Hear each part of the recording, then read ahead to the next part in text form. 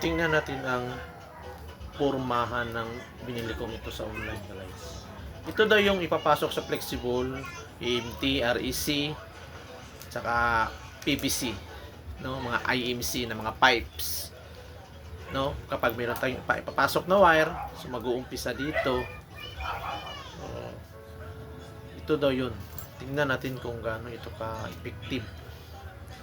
Dapat meron tayong unting natin.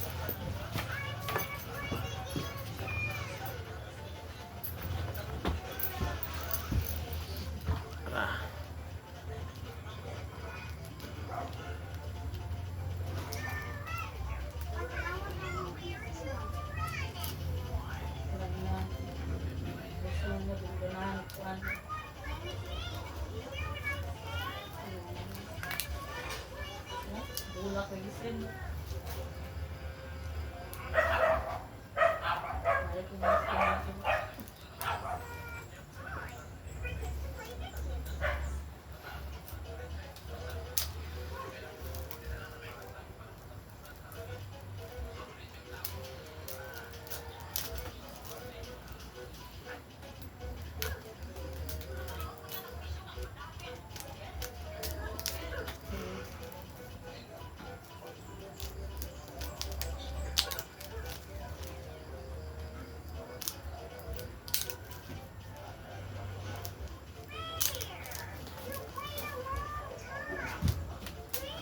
Baha.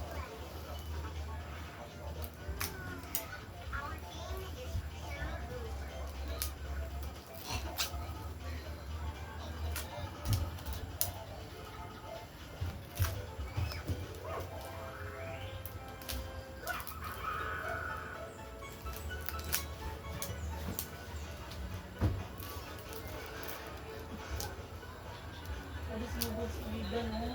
Ganun lang. Ay, sabong.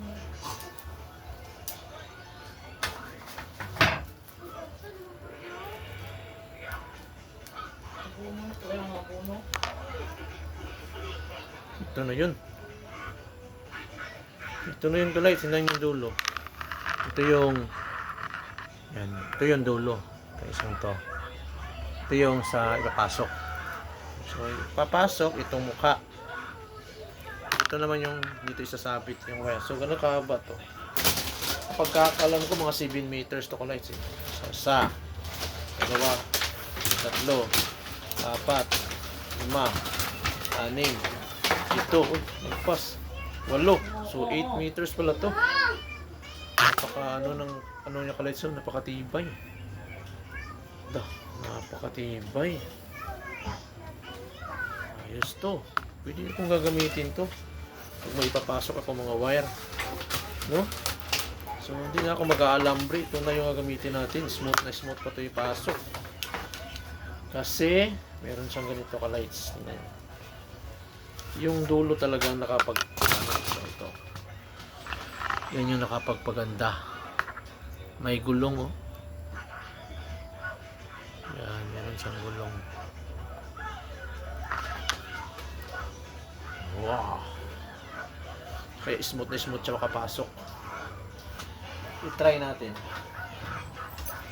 Ito pa, may wire na kasi. Makapasok pa natin.